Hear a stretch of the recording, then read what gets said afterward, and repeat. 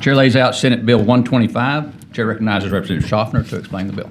Thank you so much, Chairman, members. Thank you for coming this morning as well. I have the privilege of laying out House Bill 125. In situations where someone has a rare blood type or particular blood disease, often it can be difficult to find high-quality blood that may be necessary for them to receive a transfusion. In these such situations, autologous or direct blood donations can be very beneficial. An autologous donation, word of the day, is when an individual donates their own blood for future use to ensure if they ever need any, there's supply available. Direct donation is the collection of blood with the intention of it going to a specific individual. Unfortunately, many hospitals and blood banks are recently refusing to fulfill physician-prescribed and ordered autologous and direct donations, despite the fact that they are legal, safe, and have a long history of prior use.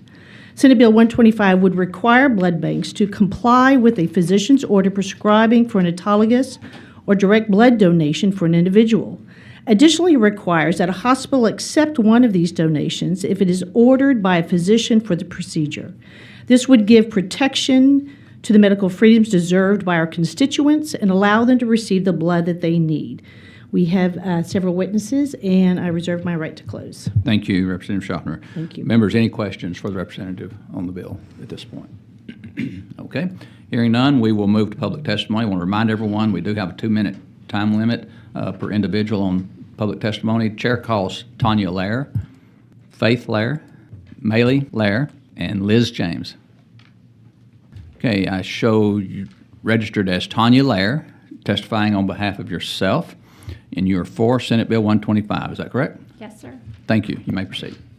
Hi, my name is Tanya Lair, and I'm representing myself. I support Senate Bill 125. My daughter, sitting here next to me, were born with a rare blood disorder called beta thalassemia major. It's a disease where they do not make any blood of their own, and they require transfusions every month for the rest of their lives.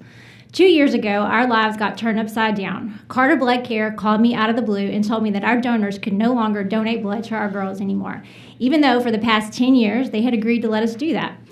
Only with a catch. I would have to give them a money order, no check, no credit card, and we would pay that to them to be allowed to use our own donors. Then they turned around and charged the hospital for blood. Then the hospital charged our insurance for blood.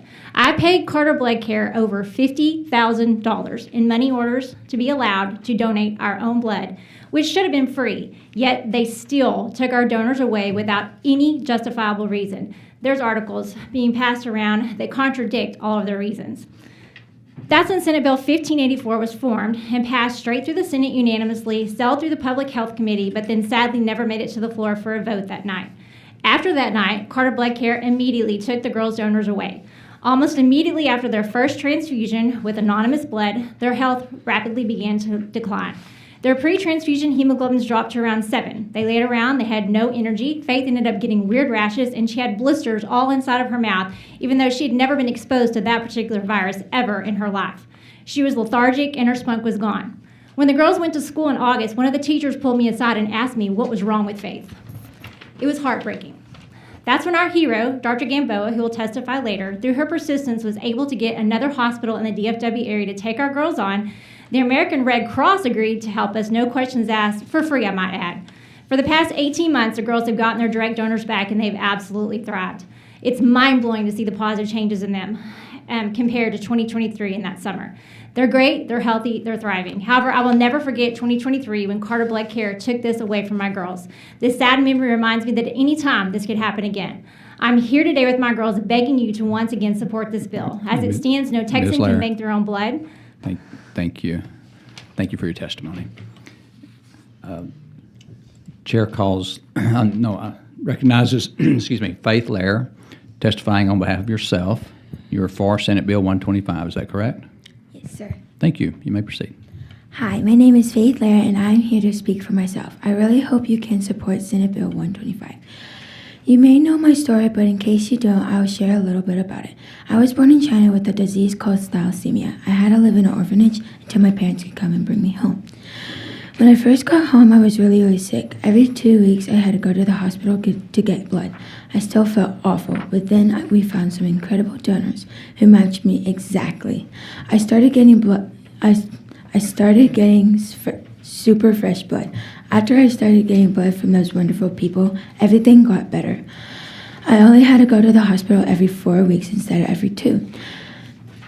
And I wasn't sick all the time. Sadly, after getting my special blood for 10 years, everything changed 2 years ago. Carter Blood Care took away my blood donors. It was so awful. I slept all summer long. I had itches. I itched all the time. I had terrible sores in my mouth, and I even told my mom I couldn't live like this anymore, which made my mom cry every day. But then Dr. Gamboa saved us. We had to change blood banks, hospitals, and doctors, which was a little scary, but I got my special blood back. Now I feel great. I'm in the junior high. I play volleyball and basketball. I'm a cheerleader, and I have enough energy to run track this year. No one at my school would ever know I have thalassemia. I'm so happy. I feel like a normal kid now. It's amazing. My mom says I have too much energy, which is okay because I love driving her crazy. Please vote yes so my sister and I can keep getting our special blood. Please do not give a blood bank the power to take away our blood again. Thank you so very much. Thank you for your testimony. Great job. Chair recognizes Maylee Lair, testifying on behalf of self. You're for Senate Bill 125. Is that correct? Yes, sir. Thank you. You may proceed. Hi, my name is Maylee Lair. I'm representing myself. I support Senate Bill 125. I was adopted from China when I was 3 years old. Sadly, when I got adopted, I was very sick because the orphanage I was in couldn't take me to go get blood. I was adopted after my sister when I got my first transfusion. They found out I have harder blood to match than my sister. One time they gave me bad blood that didn't match exactly, and I had a bad reaction. I couldn't breathe, and I had bumps all over me. After that happened, my mom told the doctors I was going to get special blood like my sister.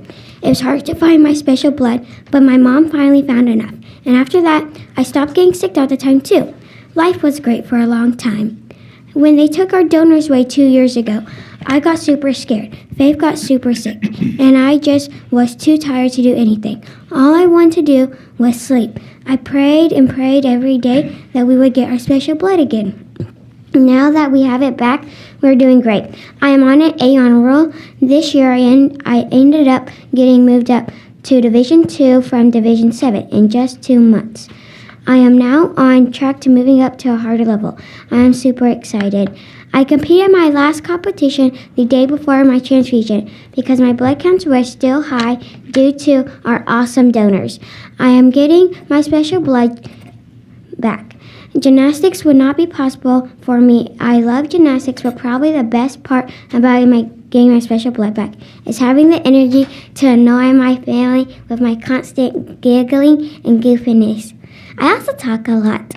The worst part about not getting my special blood was seeing my mom cry and worry so much. I don't ever want to go through that again. Go ahead. Oh, my sister and I are both so happy and healthy now. Please vote yes so that we continue to get our special blood every month and for years to come. Thank you so much. Thank you. Great job. Chair recognizes Liz James, testifying on behalf of Blessed by His Blood, nonprofit, co-op, and self, testifying for Senate Bill 125. Is that correct? Yes, sir. Thank you. Thank you.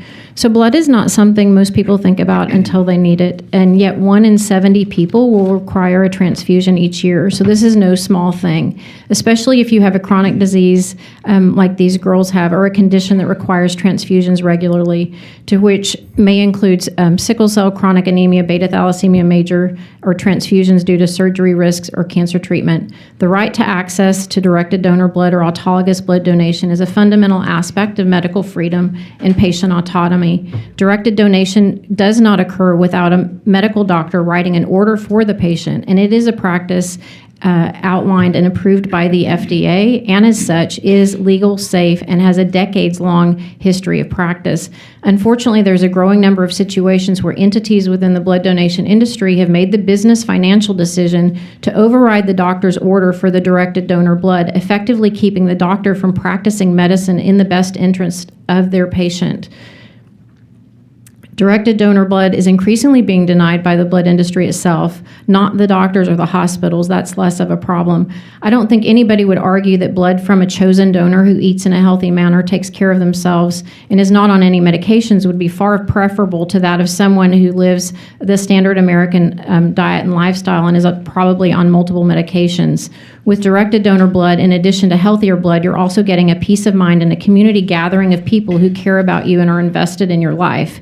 In a time when we need to be coming together, this is an invaluable peace of mind and peace of heart advantage to directed donor blood. From a physical perspective, directed donor blood tends to be much fresher in age than anonymous donor blood. Research has shown repeatedly that something known as storage lesion happens, which worsens the longer blood is in the bag. Because blood is a commodity, the oldest matching blood is typically used first in anonymous donations.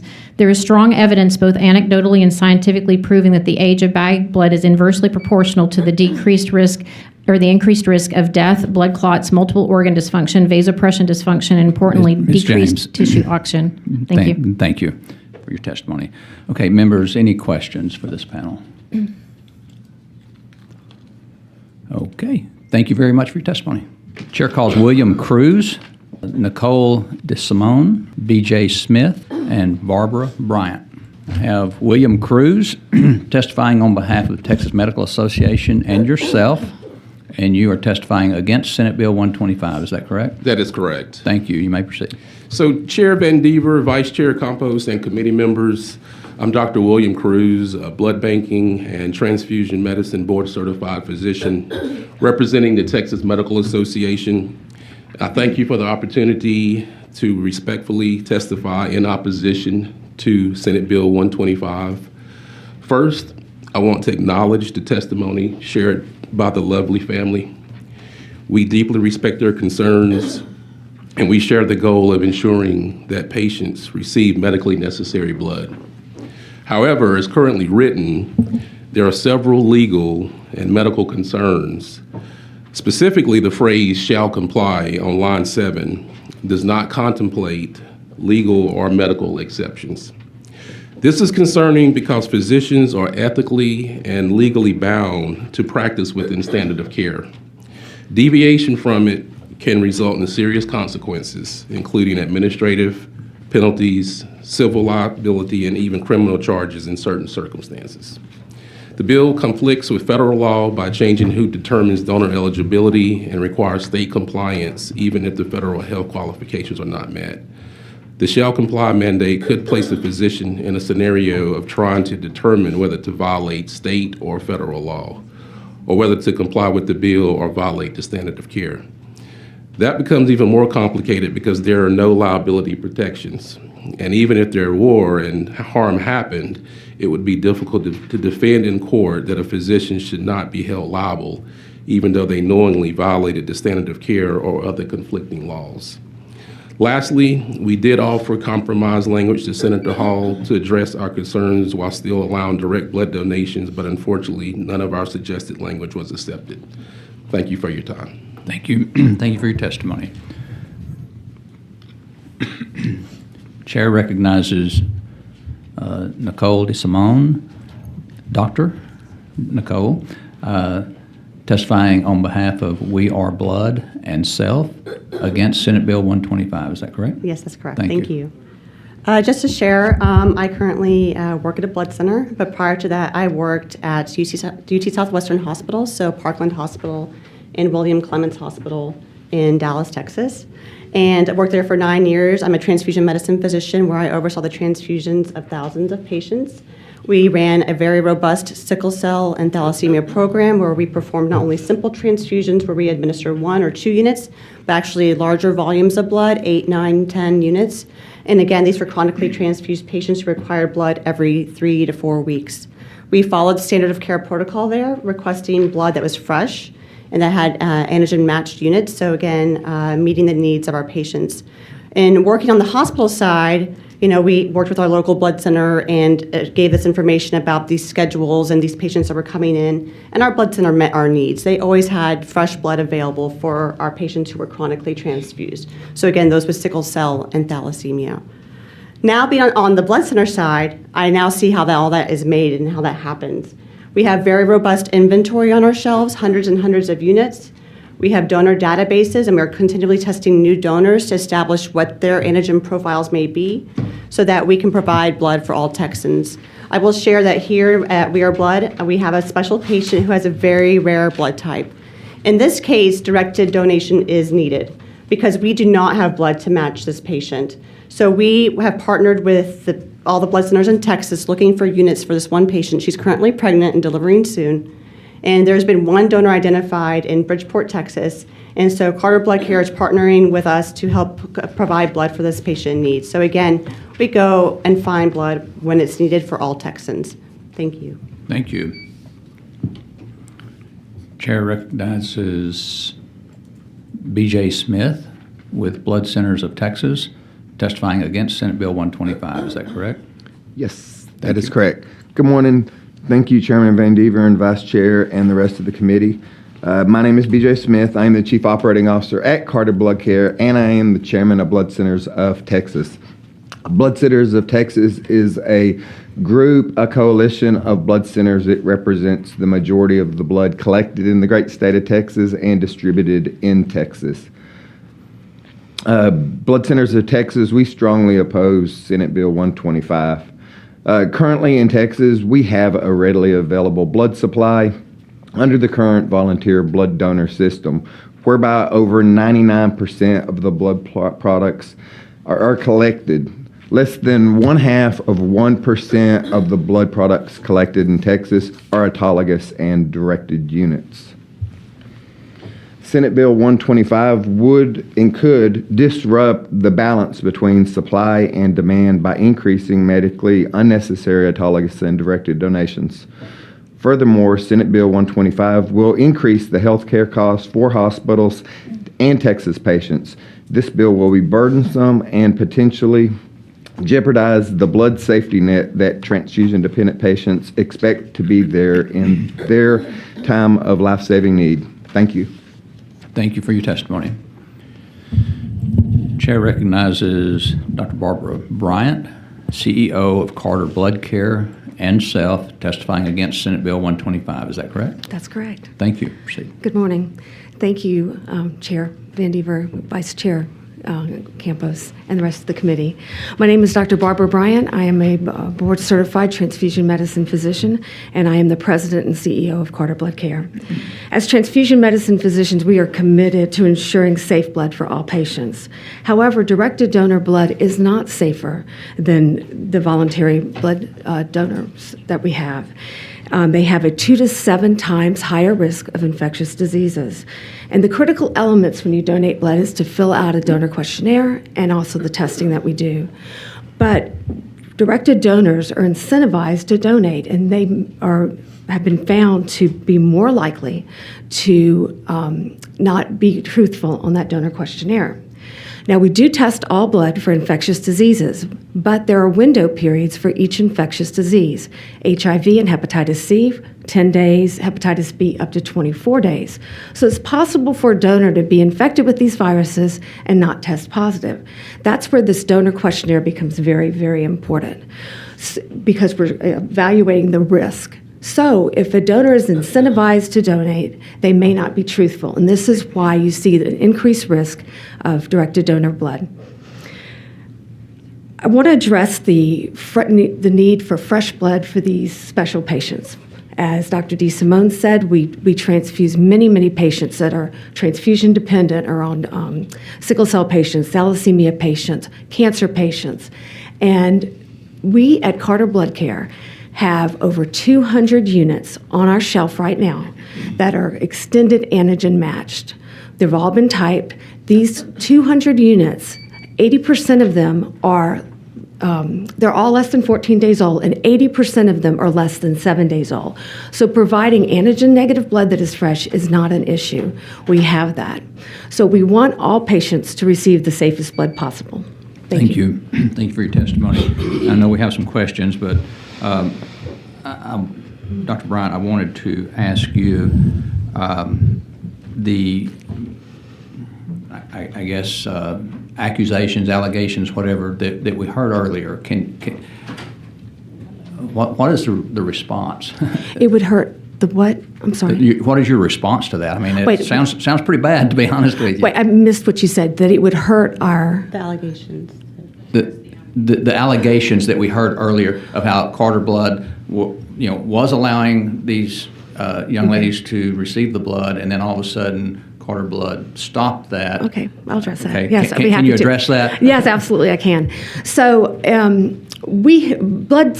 blood banks have done directed donor blood. This became very much needed during the HIV period of time in the early 1980s. As blood became safer and safer, we started realizing the directed donor blood wasn't as safe. So in 2023, the Food and Drug Administration even came out with a statement saying, unless it's medically necessary, like an example where it's 1 unit out of 10,000, we should not be giving directed donor blood. So Carter Blood Care evaluated all of this and decided that we wanted to provide the best blood to our patients and do what was medically indicated. And if it wasn't medically indicated, that we would not do directed donor blood. So by providing the best blood to our patients, we decided to discontinue directed donations unless medically indicated. So it's your testimony that these girls can get the blood they need with the current setup with Carter Blood? Yes, the blood is on the shelf, fresh and on the shelf, extended antigen typing. What about the testimony that with the donated blood they were getting, they could go as many as maybe 4 weeks between infusions, and with the blood off the shelf, sometimes it's only 2 weeks. Right. What about, can you address that? I will be happy to address that. So when a patient is identified as being chronically transfused, they're put on a protocol in which we give fresher blood. We do this for our sickle cell patients. Sometimes we can extend out, and thalassemia patients, extend out their transfusions to once a month or once every 5 weeks. Whereas if they just got regular blood off the shelf at a hospital, it's not going to last as long because it'll probably be older than what we have. So that's what our commitment is on these patients that are chronically transfused. We're notified by the hospitals, and we provide the blood. Children's Hospital protocols, our age of blood is less than 14 days. We have blood, as I said, 80% of the 200 units sitting on the shelf is less than 7 days. So we would send those.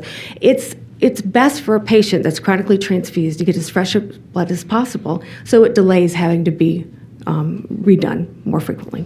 Okay, thank you. Can I chime in? Sure, please. Yeah, I just wanted to add just real quickly that we have protocols built in place to identify donors that match patients with sickle cell disease and other chronic diagnoses that require chronic transfusion. And so we have it built into our SOP to screen donors for these antigens to make sure they are a match. And we have a special program where if that donor is identified as a special donor, is sequestered so it does not go out in the general population, and it is preserved for patients with special needs to make sure we can provide blood that is fresh as possible. Okay, thank you. I may have some other questions, but I'm going to let the members, I know the members have a lot of questions as well. Representative Simmons. Thank you so much, Mr. Chairman. Okay, now this is a tough one for me. My daughter has sickle cell disease. She's had multiple blood transfusions. I mean, we had an emergency where her hemoglobin was like at 5 months, and we made it just in time. So I can completely understand the high standards of care and making sure that, the blood that is received is fresh and healthy. But I guess I also have concerns about the limitations around supply. So like I remember trying to give blood in high school thinking I was doing a good thing and got a letter in the mail and they were like, no, we can't take your blood because you have traits. So I know that blood donations are collected in mass, but a lot of times that blood is not usable. And so just on an average, how many days of supply blood is available in Texas, and what barriers are in place to collecting more blood? And then does that, and I know I'm asking a bunch of different questions, but does that supply vary in location? So I'm in Harris County. Tons of hospitals, tons of donation centers, but what does that look like for somebody really in good Jasper? questions. So depending on the blood center and depending on the season, so when schools are out, so a lot of our blood actually comes from high school donations. So as you mentioned, you donated in high school. So we get quite a bit of donations during our, school, when school's in session. We struggle during summer. So on average, we have about 1 to 3 days of blood on our shelves. So we are able to get by, but it's not by any means and bounds just, stockpiles and stockpiles. So I think that was one question you asked. And then, sorry, what was the other And just question? kind of, how does, I guess, supply vary? So like I was saying, Yeah. I'm in Harris County, we, big city, but what does that look like if you're in Nacogdoches or Jasper or somewhere more rural where you just don't have as many people? So we are a community blood center, so we have basically all of Texas covered, and we each have our little service areas. And again, we get blood out there wherever it's needed. So although we're, running on short inventory, we still are able to get blood out there. Now, there is a concern, though, with directed donors. So let's say I have a daughter who needs surgery. She needs heart surgery. And these are my family members here up with me. And they are regular blood donors. But then I tell them, hey, my daughter may be having surgery. I need your blood. So what happens now is they stop donating because they want to help my daughter. And then they don't donate as frequently, and we lose them as blood donors that go out into the community. So there's a concern with directed donors in that we lose our regular volunteer donors, and we have a decrease in availability of blood. Then we don't have blood to send to hospitals to take care of cancer patients, to take care of moms who are in labor, to put on ambulances that are dealing with trauma. So again, our blood supply is very fragile, and it's not like we can just grow this on trees, unfortunately. We rely on our donors. And another issue that we're facing is our donor base is aging, and we're not able to recruit as many young donors as possible. So there's a lot of deep layers into this, but in short, we make do. We provide the blood where it's needed, but it is a precarious situation. And I heard somebody talk about kind of federal guidelines and regulations. Can you talk a little bit more about, I guess, those barriers and maybe why those guidelines are important? Sure. So blood centers are licensed by the FDA, and part of being compliant with the federal regulations is that the responsible physician has to ensure that they are going to not cause any harm to donors as well as the blood supply. And so with the language of this bill as it's currently written, where it says the blood center shall comply, it puts us in that conundrum of, well, are we going to go by this bill, the state law, and violate the federal regulations, or will we comply with the federal regulations and potentially get sued because we didn't follow state law? Okay. And just kind of as a follow-up, kind of particular with these young ladies' cases, and thank y'all so much for coming and testify. It's really important. So they obviously have a very high need to have as much readily fresh blood as possible. So if they have donors that they know of, family members, people who are frequent donors, kind of walk me through why that's not, I guess, ideal in their particular case. And I know these instances are very rare, but how does that impact, I guess, the larger supply when you have these kind of limited cases of people who need blood? And like I said, I'm just trying to figure out where I'm landing on this because I am literally split down the middle right now. So, okay. Again, directed donor blood is riskier. But if you have these donors aren't doing regular donations anymore. If you have lined up 10 or 20 people that are on standby to donate, they don't donate anymore. And think about, this is one family. What if this bill passes and there are thousands of people in the state that start doing this? You know, grandma's going to have surgery, so all the kids don't donate blood. We will see a drastic drop in blood donations, and this is a risk for all patients that receive blood in our blood supply here in Texas. You asked the question about, well, is this a problem for them to have family members or friends do this? As I said, they have a motivation to donate that may override their truthfulness on the donor questionnaire, and this becomes an issue. And so that's why we see this 2 to 7 times increase in infectious diseases. So when we look at giving somebody the safest blood, and as physicians, we're supposed to do no harm, we would want to give the safest blood, and that is the regular blood donor blood, not directed donor blood. Okay, and I'm sorry, this is my last question, but what you just said made me think of another question. Okay, so on that questionnaire, so you have to fill out a standard questionnaire, everybody. So even people who are saying, I want to give blood because I want to give this to my niece, my daughter, whatever. But that blood is still screened. So even if they're not necessarily truthful, that blood is still going to be tested, correct? So I guess what is the concern? Yeah. So there is a window period. So, for instance, for HIV, 10 days. You could be infected with HIV for 10 days before the test turns positive. Hepatitis C, 9 to 13 days. Hepatitis B, 18 to 24 days before the test that we do becomes positive. That window period is a big concern. So when you're asked all these questions, which may not seem like a big deal on the questionnaire, and you're there to donate blood for someone, a child, you're more likely to answer them correctly so you can get the donation done. Or you may not want to reveal that, last weekend I did some pretty high-risk things. And so you don't want to have to answer, yes, I do, and then get deferred as a donor, and then have to explain it to the people that asked you to donate. So the truthfulness is extremely important, and that's why we see this increased risk with directed donor blood. Thank you so much. Thank you. Representative Alcott. This question is directed to Dr. DeSimone and also you, Ms. Bryant. You're saying that when people come in and want to do these autologous blood donations, that you see a drop in overall donations to blood, and I'm really struggling to understand the reasoning behind that, because what percentage of the people, if you've got a family member, or let me start off by asking this, what percentage of people donate blood, would you say?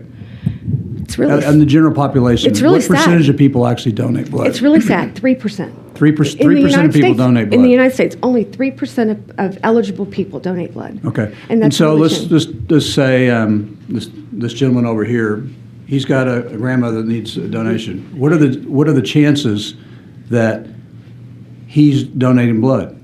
I'm really having a hard time grasping the fact that you're going to see a drop, even a small drop in overall donations to your blood bank if someone decides to donate blood for one of their relatives. That's kind of baffling to me.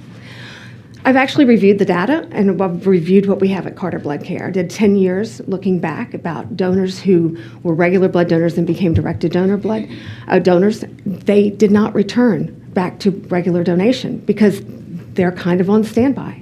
And it was kind of sad to see that they just dropped out of the donor population. When you ask somebody to donate blood for you, if they've never donated blood, again, that's someone who's never been tested and all of that. But most people who have donated before said, yeah, I've done that before. I'm a donor. I'll donate for I would for you." also be willing to bet that if someone was to do this for one of the relatives, it would introduce them to the whole idea of giving blood, and they would probably be more likely to donate blood for other people in the future. Well, so they've I would actually- argue that it probably might even have the opposite effect. So I'm very skeptical of those.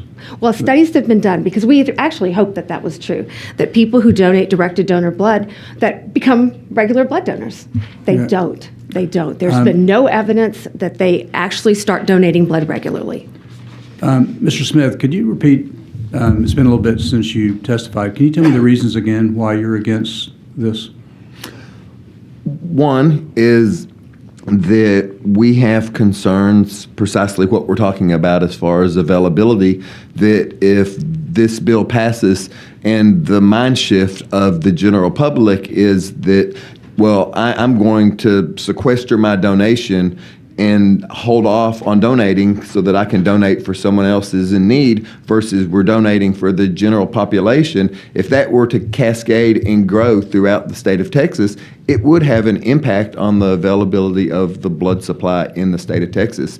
Today, you never hear that a patient in a hospital is unable to receive a blood transfusion, and that's because of the system that we have in place today, where 99.6% of the blood that is transfused is from the general blood supply that the blood centers in Texas provide. And so is that your explanation of why you began to turn off their suppliers, is because when all of a sudden they were in need and it seemed to be working well for a long time, and then all of a sudden y'all decided, you know what, I think we're going to see a drop in overall blood donations, and that's one of your reasons for cutting them off. I'll answer that question. I actually know this is for Mr. Bryant, and you actually had another reason why you objected. I wanted Yeah, to- and it's just the cost. We're adding costs for the patient, costs for which patient? Can you tell me which- for the patient in the hospital whenever you're doing directed donation, because a directed donation, the chain of custody of a directed donation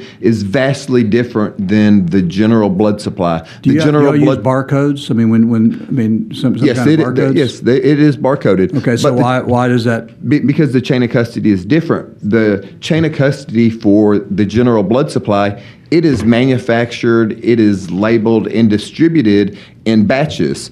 So there is no special chain of custody. A directed or autologous unit, from the time that we receive an order from a prescribing physician, that unit is special. There's special handholding that goes along with those units through the entire chain of custody from the time that the order is received until that unit of blood goes out our door. And then even once it gets to a hospital, it's going to be stored on a different shelf from the general blood supply. And there's a lot of administrative burden associated with autologous and directed units. So it will drive up the cost for the patient, for the hospitals, and for healthcare in Texas. It doesn't sound like from the testimony, it doesn't sound like they were having any trouble with the physicians or the hospitals. It's just the blood banks that they're, according to their testimony. I have another question. So if I needed a blood transfusion, let's get back to the infectious diseases. I would, and maybe I'll pose this question to you. Would you feel safer getting a blood transfusion from someone you knew or from someone you had no idea whose that blood was? Just in general, because I feel like despite the thorough job, and I believe that you all do a thorough job of screening for infectious diseases, but despite that, I'd feel a lot more confident knowing where that blood came from myself. I would be more comfortable getting blood from the general donor population. You would? I would, because how well do you know your family members? I Well, mean, some of the questions I'm we just curious. If you were to poll the state of Texas and say, do you think they would share your opinion? That they would do not trust know. the general population, the donor, with all the medicines and infectious diseases out there, not knowing what the lifestyles of they were? You actually think that the average citizen here in Texas trusts just random blood that's been screened over blood from a relative or someone they knew that's been thoroughly screened? You actually think that they would share your opinion? They may not, but I'm a physician and I know the data and I'm making a good medical decision. Okay. And I'll share a personal experience. Before my father passed in 2020, he received 8 units of blood, and he asked that very question, that should the family donate for him? And I said, absolutely not. That I know the blood supply, the testing, and what goes into it, and he received bank blood from the general population. That doesn't, I mean, I would feel much more comfortable knowing knowing that it came from her rather than just out there in the general population. And I think I bet you 95% of people would agree with that. But, okay, thank you for answering my questions. And that's our concern, that people Hang will. on just a minute. Representative Pearson needs to get a question in. She's going to need to leave. Yes, thank Okay, you. thank Thank you, Chairman. My question for Dr. Cruz. Dr. Cruz, Yes. do you see any medical benefit for directed donations? In certain situations, if it's medically indicated, if a patient has a rare blood type, Which is, we're talking about rare diseases. yeah. If in those situations, if there's only, and I guess what I mean by rare is like 1 in 1,000, where you can screen 1,000 donors, and you're only going to find one donor that would be a match. So that's my definition of rare. That it's truly rare.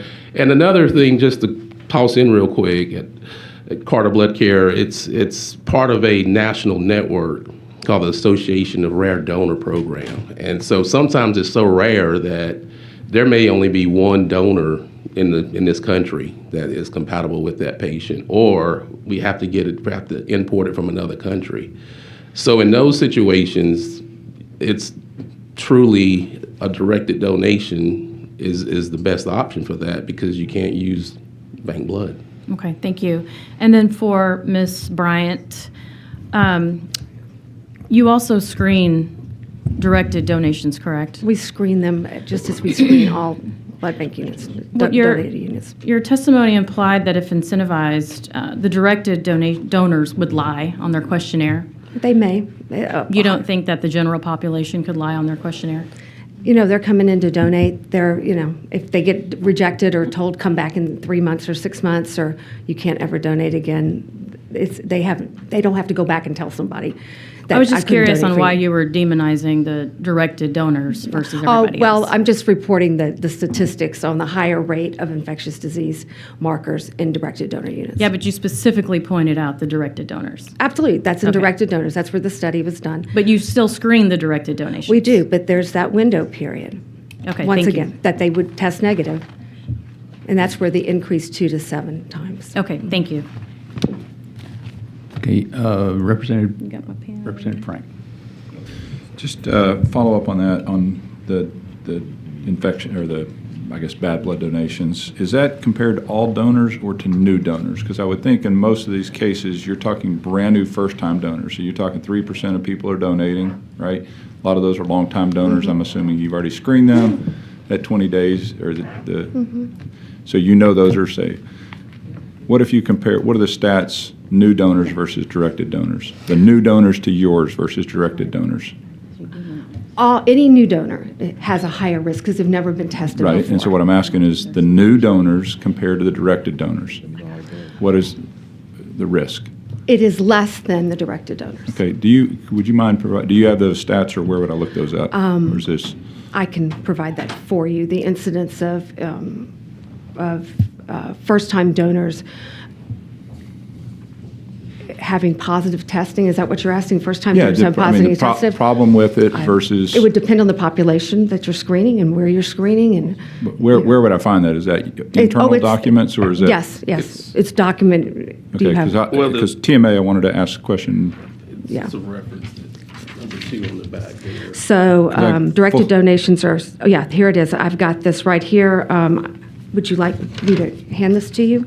It's number 2 on this. You can provide it later. I was just curious. I'm certain that new donors compared to your older donors that I don't mean older in age, but people that come in all the time, if you had a problem with them, you've screened them out. And so the more stable donations, I'm curious what the new donation, a random new donation off the street versus a directed donor off the street, what that is. Right. I think sometimes we're comparing. Yes, donors that are tested frequently by donating blood several times a year, they're kind of like almost pedigree donors. Sure, But that absolutely. doesn't mean that they don't have risky behavior from Sure. time to time.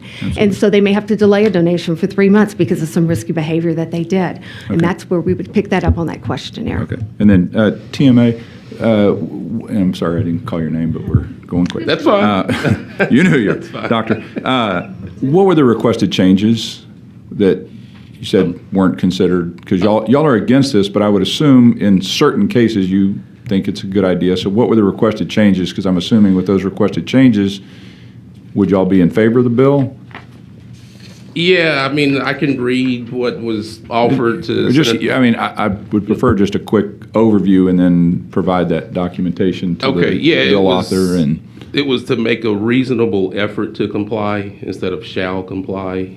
And then there was language introduced to say prescribing for an individual medically necessary autologous or directed blood donation. okay, but I think in the bill doesn't it require a prescription, or maybe it doesn't. I think it requires a prescription, which I think, based on my understanding of doctors, if they write a prescription, they are saying it's medically necessary. Your TMA, isn't that right? If a doctor writes it, then they're saying it's medically necessary? Can I actually comment on that? Is that okay? Well, Sorry. Okay, well, are some doctors get to decide medical necessary, but others don't? well, I guess humbly as I can, I'm sort of the subject matter expert when it comes to blood collection and blood transfusion. I hadn't seen humility in doctors, so I would. Great to see it. mean, because a doctor prescribes a directed or autologous donation does not automatically make it medically necessary. Because sometimes when we So clarify, who's going to decide medically necessary? If we put that in the bill, who decides medically necessary? well, blood centers have doctors who have responsibility to not cause any harm to the donors. So Okay, so the medical necessary, all the decision-making is made by the blood center. it doesn't have to be 100%. But is that blood center. y'all's recommendation? Okay, Yeah. so can you provide that to at least me, and then I The suggested language? think to the committee, y'all's written recommendations of what you would like to see Let's done? see how many And copies just to I be have. clear, if those recommendations are made, TMA is for it? Yes. Okay, thank you. Thank you, Chairman. Okay. Representative Jones.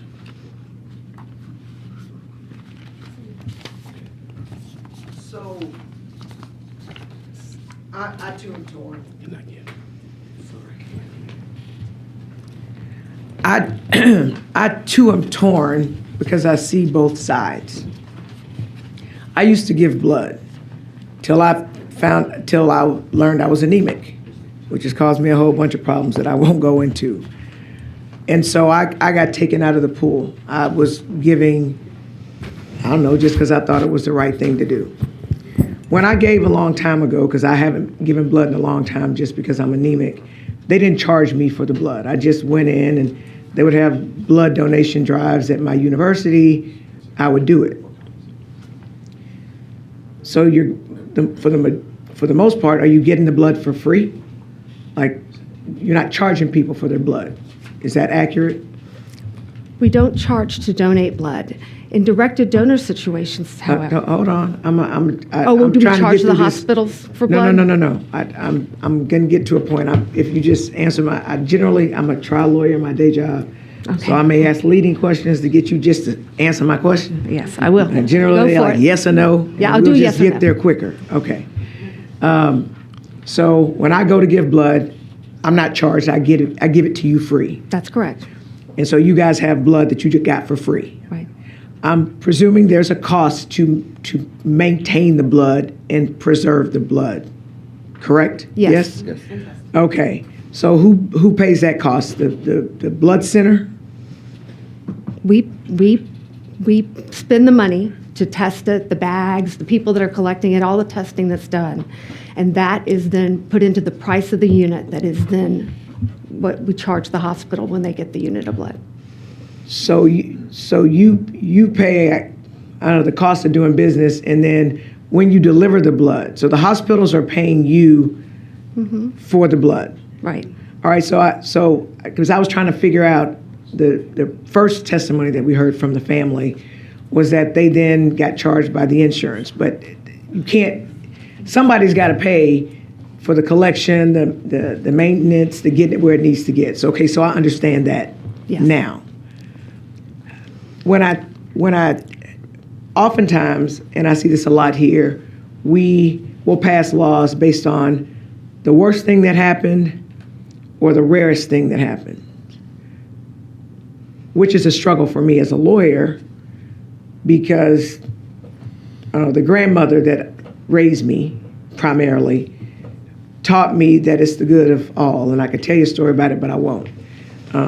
About whether I want to share my blood, whether I want to share my piece of gum or not. I don't get to eat my piece of gum in front of my cousins and not share it with them, right? Because you don't do that. So I have some concerns about, I don't know that I had the concerns that you said, ma'am, and I'm terrible with names, so forgive me. That's all right. That people's motives. I mean, if I just had sex last night in a one-night stand and I go to give blood the next day, I'm probably not going to tell anybody I had sex last night because they'll be like, hey, that's risky. We don't know who you slept with. It might be something floating around in your blood. So I understand that. And I also understand that if I love someone and I believe I can help them, and I don't know all the things that might disqualify me at a blood center, I might not be as forthcoming. I understand that as well. But I have a good friend who's a transplant doctor, and he focuses on a certain organ where he transplants, and I know they need blood. and I know the competition and the decisions that have to be made regarding who gets what blood and how much, and how literally it's the difference between life or death.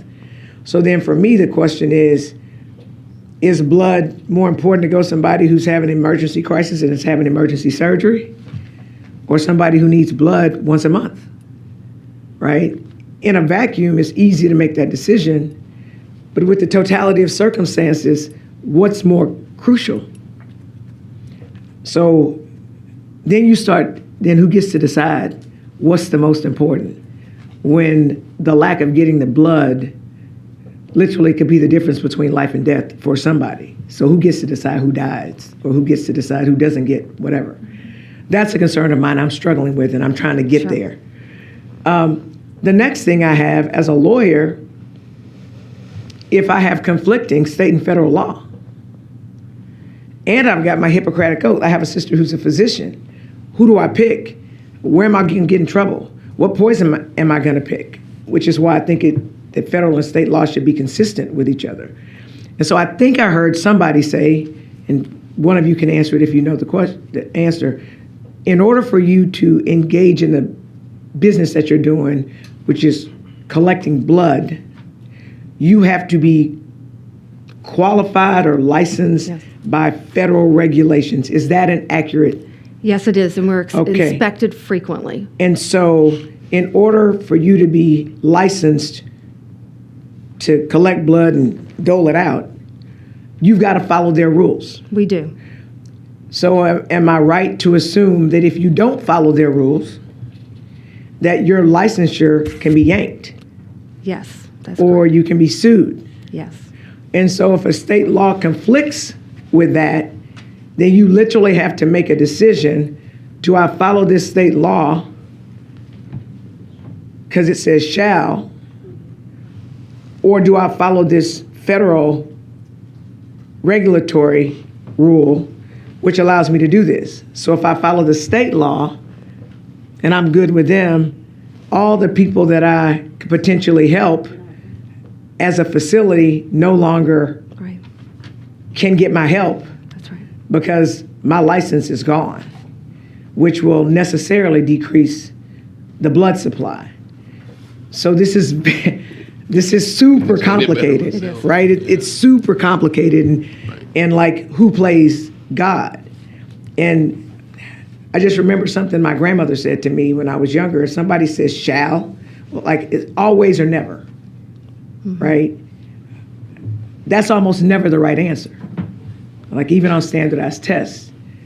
And so so I'm really struggling, because for me it's going to be what's best for everybody when I land on my decision. And I have this problem all the time in criminal stuff because I have family members who are murdered, right? So I'm a victim, my family's a victim, but then we have people who come to us all the time and want really harsher sentences because they've been victims of murder. And at least for me in my situation, and I'll end with this, is for me it's like I can't use my family's tragedy, right, to make a law for everybody. I've got to try to balance the equities, because I've got to vote on things in this body that's best for all Texans and not just special Texans. So I think we're all sort of struggling up here. But I think that you have given me enough information, all of you, everyone who came to testify, especially the kids. And by the way, you guys, I love synchronicity, and you guys look great in all your blue. Because I'm a fashionista, and I can tell you guys are too. It's tough, right? And I think that I'm hopeful that you guys will give us grace for wherever we land on this issue, because it's a tough issue. It really is.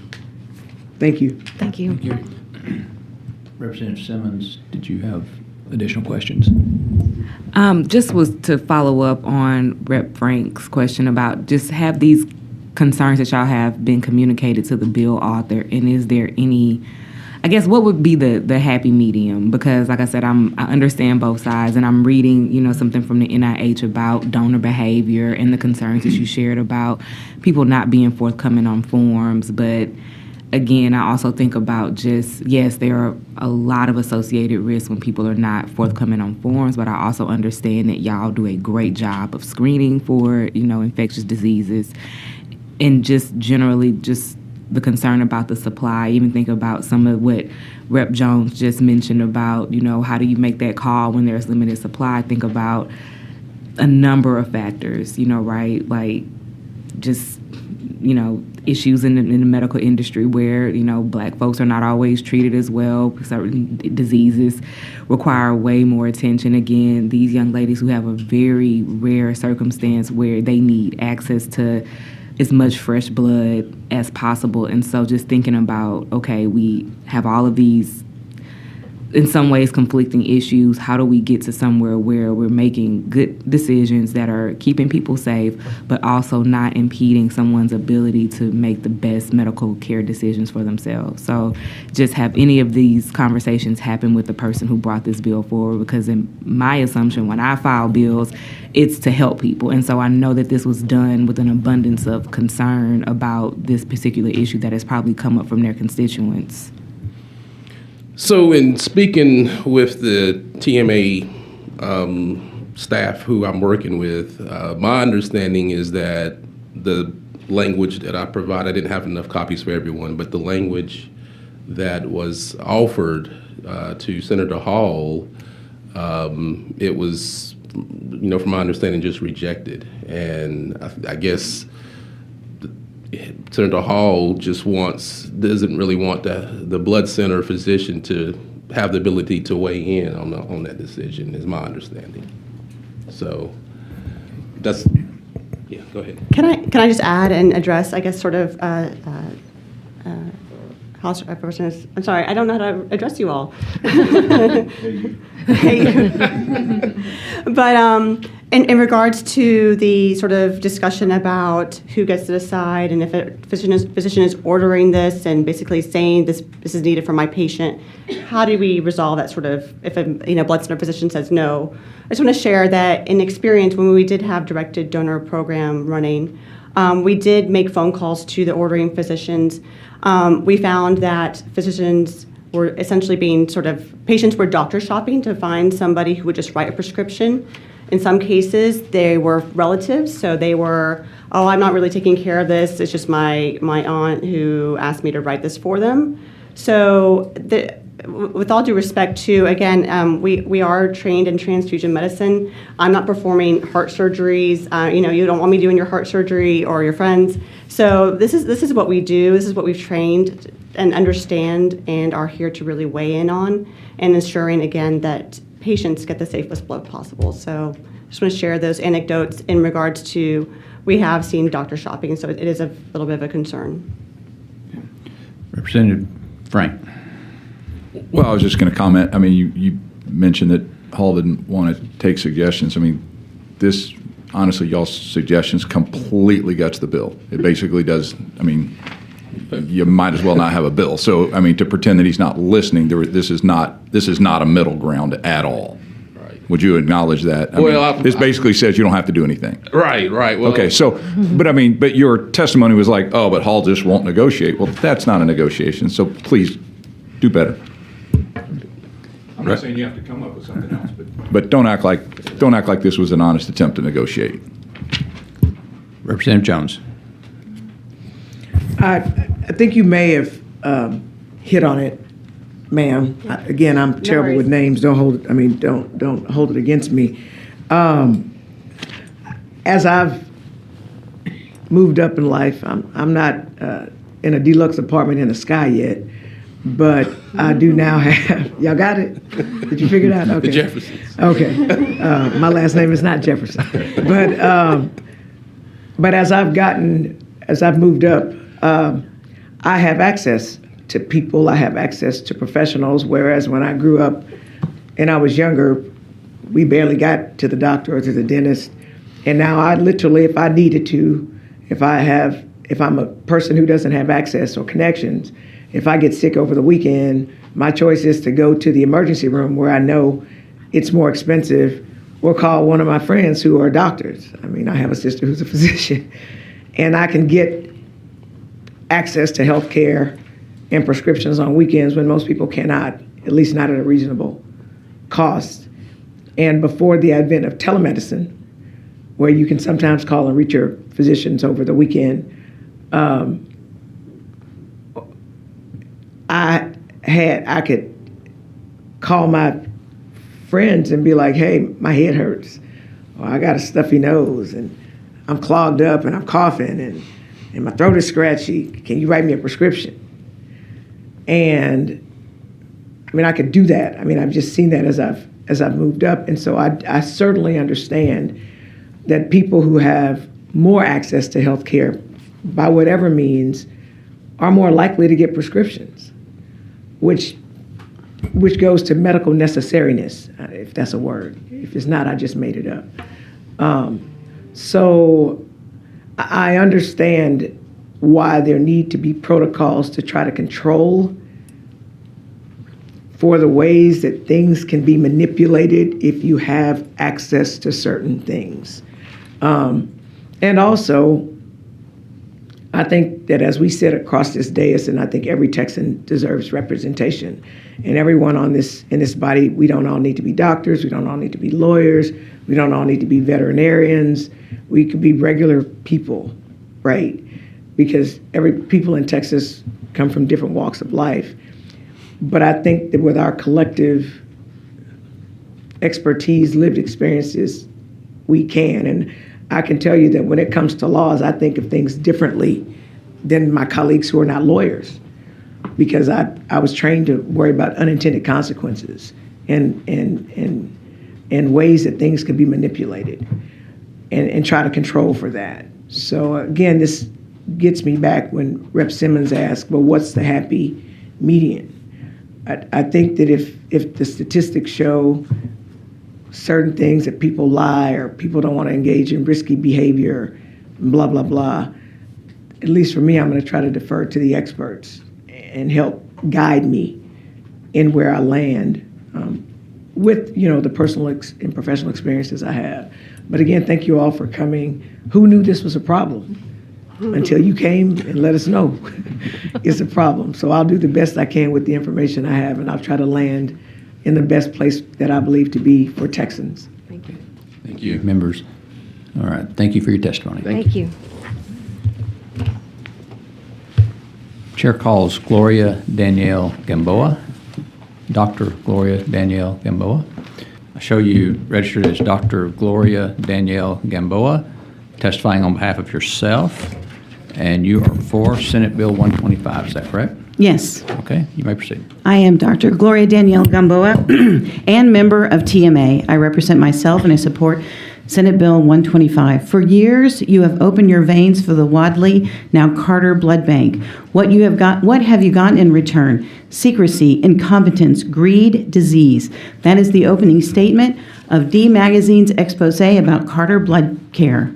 Because Carter Blood Care is Wadley. Tarnished by lawsuits from people who died of AIDS from Wadley's HIV-infected blood, Wadley had to become Carter. One of the lawsuits was James Kilgore, who underwent heart bypass and received HIV-tainted blood from now Carter Blood Care.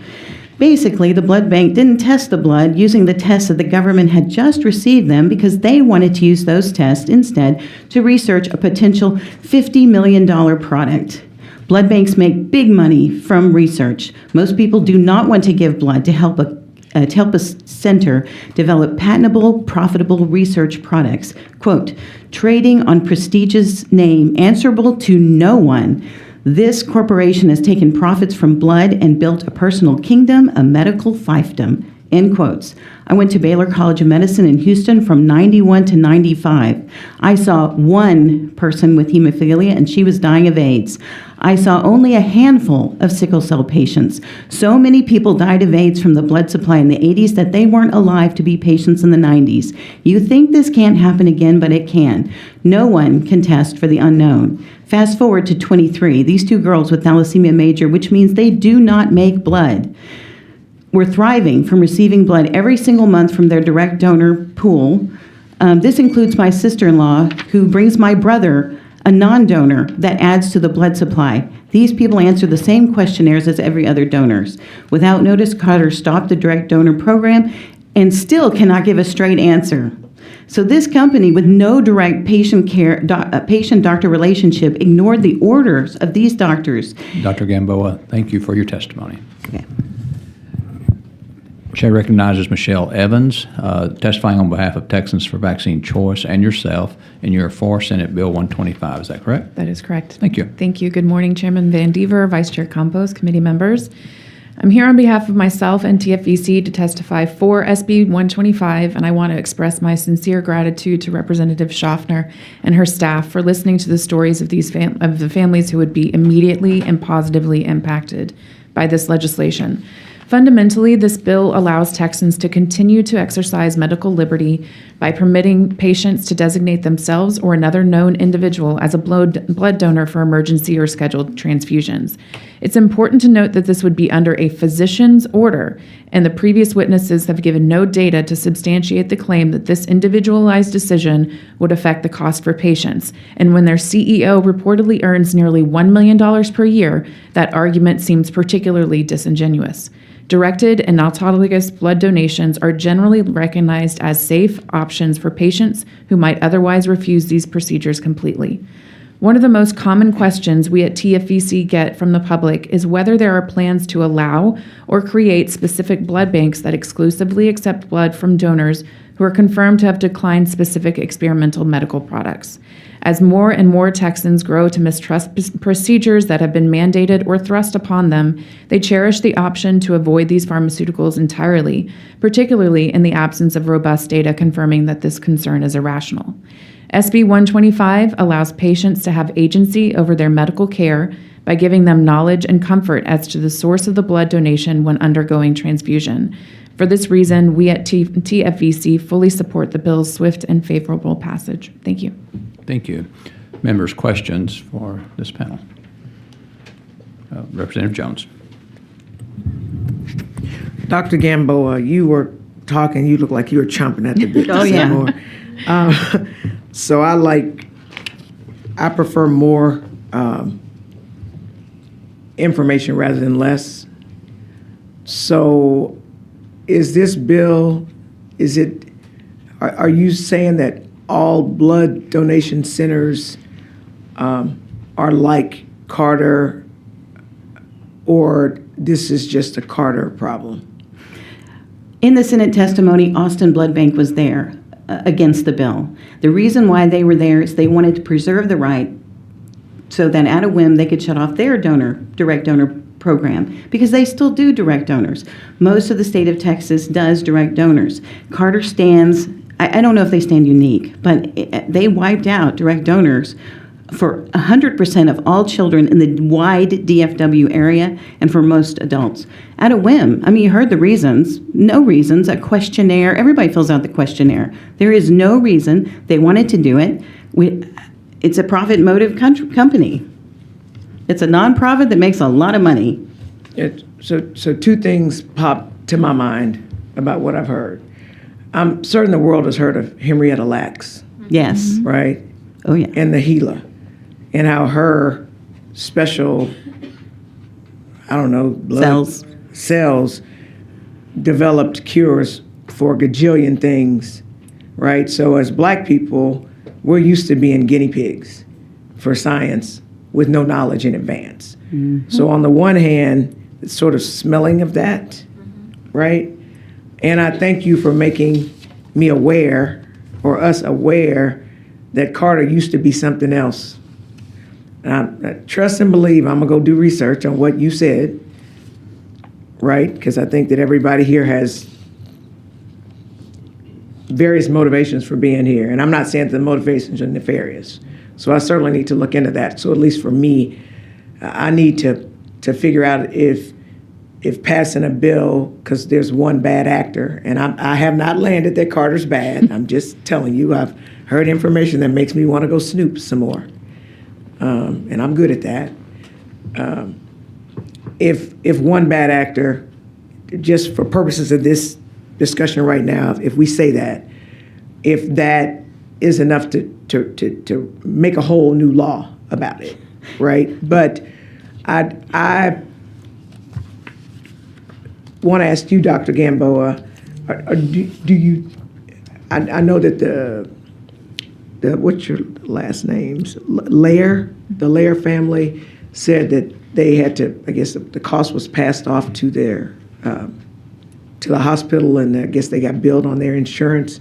No, Is there- no. Tanya paid that out of pocket. I'm sorry, out of money order. But the insurance paid. Oh, the insurance paid their part, but then Tanya had to bring her money orders in addition. But sometimes you have to do a copay. No, there with was no insurance. copay. That was No. paid directly to Carter via money order. It was never explained why she had to do that. She didn't question it because she loves her girls. But I understand that, but I know there are times where my insurance doesn't cover 100% of the cost. Yeah, but And you I've don't pay the literally- blood bank. So I don't know. I've never. I used to just donate until I couldn't. I mean, I've never received. I don't even think I received it when I had my child, but that's another story for another day.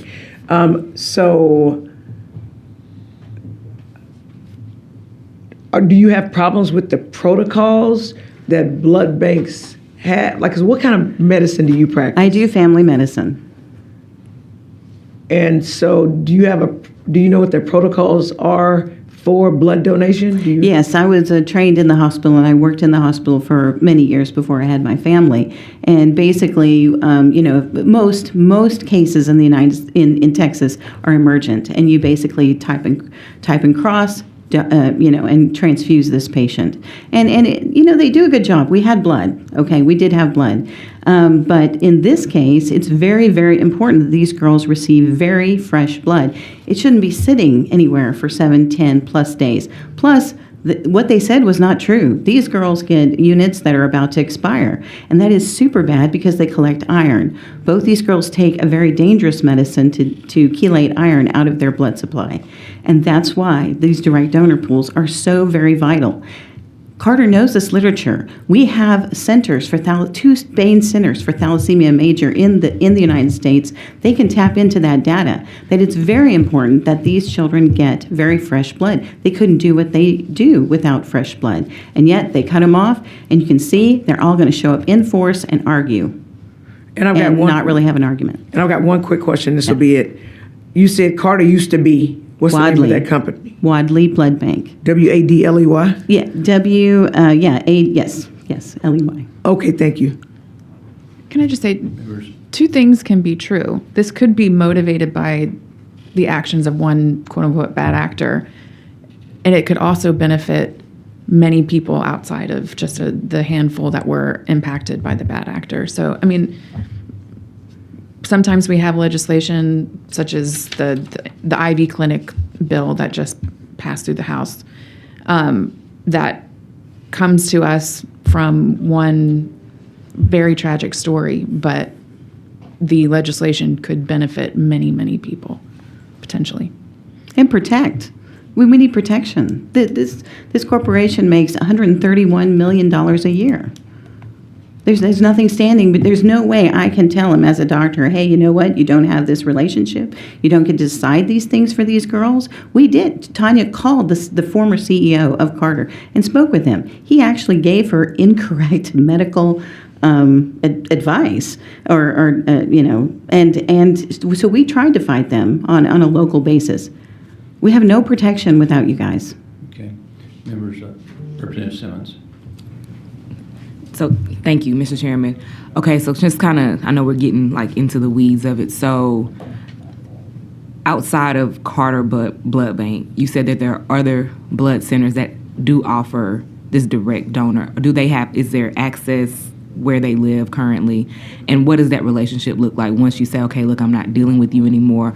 Are there barriers to being able to go to another blood center and receive that direct donor? Like, kind of what is walk me through how you want to know difficult how or we found a easy. loophole. Yeah, How do we do this? Mm-hmm. That these are the only 2 children in the entire DFW area receiving direct donor blood.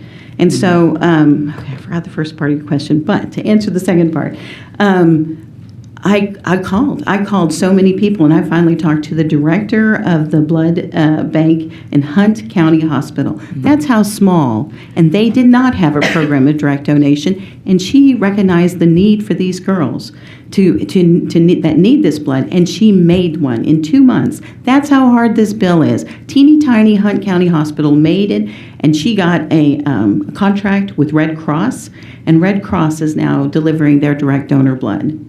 Okay. And so it's the lack of facilities that are able to provide this care, but also just the limitations on, or just the... Did you say the lack of facilities? Yeah, or the rarity of the actual blood. 100% of all the hospitals gave direct donor blood until 2023. Anybody who's 50 years old, we remember training in the 90s. I asked 100% of all the patients who were going for bypass if they wanted to fill these forms out for direct donor blood. 100% hip replacements, also very bloody. 100% of the patients, do you want to get your direct donors? Because people were dying left and right of AIDS. So you only have to be 50 years old to remember that and realize that this is a great idea. I'm not 50 yet, so Okay, so no, that actually is helpful, because I think about like Arthur Ashe, for example, right? He received a blood transfusion and contracted AIDS from it. So yeah, like I said, this is just one of those things I'm trying to just get to where I need to be, because like I said, my daughter has sickle cell disease. She's had multiple blood transfusions. I could not imagine walking into a hospital and not being able to get what I need. But at the same time, I want to be, I guess, understand the concerns that are being brought forward by, the doctors, but also just, can you talk a little bit about donor behavior too? Because we've had an opportunity to hear it from there, but it sounds like that is a valid concern about donors not being forthcoming on forms. But then also we hear from, the young lady's mother who said, well, was our daughter potentially exposed to some, type of infectious disease? So can you talk to us about a little bit from your perspective about that? Carter expects these girls to be exposed to 2 to 3 new people every month. That's a crazy exposure to the general blood supply. Your donor is only a problem the first time they donate. If they lied or cheated, the next time they're the same guy or girl that showed up last time. And they answer the same questionnaires. They get the same testing. They said, oh, it's so complicated. We don't know if Mary gives blood and wants to go to John, what do we do? I don't know. Mark it for John. Stick it on the shelf, the shelf for direct donors. And then somebody goes, hey, John needs his blood, and they get it. As opposed to Mary donates, it goes to who? Where does it go? It has to be calculated. It has to be like, this hospital needs some, this hospital needs some. Direct donorship is the easiest path for getting blood. And let's see, I'm sorry. What was the rest? And I think too, it's about making sure that patients are receiving the best standard of care and they're remaining healthy, but also there's a risk of liability. A doctor makes a mistake and now they're on the hook. And so can we talk a little bit about that liability of a direct donor comes in, they aren't forthcoming, or they just weren't aware that they had something, who is in trouble now because now this person has some, disease that they wouldn't have been exposed to under different circumstances. The form to receive blood in the hospital is pretty extensive and takes liability away from the hospital. The inherent risk of receiving somebody else's blood is written into the consent form. The doctor takes on no extra liability. I mean, it's just an inherent part of receiving blood. This article specifically suggests direct donation. This was written during the HIV crisis or epidemic. Well, it's still going on, but and it says that you do know your family better than you would know somebody, somebody you don't know. And there's just risk associated with receiving blood anyway, right? So Yes. when my daughter before they hook her up to the machine, they run us through, she can break out in hives, she can have a fever. These Yes. are all these different factors. And so those things are communicated pretty well to patients regardless of who the donor is. Like, hey, no matter where this blood comes from, there is a risk that there may be rejection or some type of adverse side effect from receiving this blood. And typically most people just say, okay, I need to make sure we get this blood, right? This bill doesn't do anything that isn't happening all over the United States. Austin Blood Bank was here to testify against this bill in the Senate. And all this bill does is protect people. It reinforces the 1990 Patient Self-Determination Act. And it's a protection bill. It's not, hey, we want y'all to do something brand new. I mean, you think you can't be affected? Austin was here. They were against this bill. They could shut that off anytime they want. Thank you. Okay, you're welcome. Okay, members, other questions of this group? Okay, thank you for your testimony. Thank you.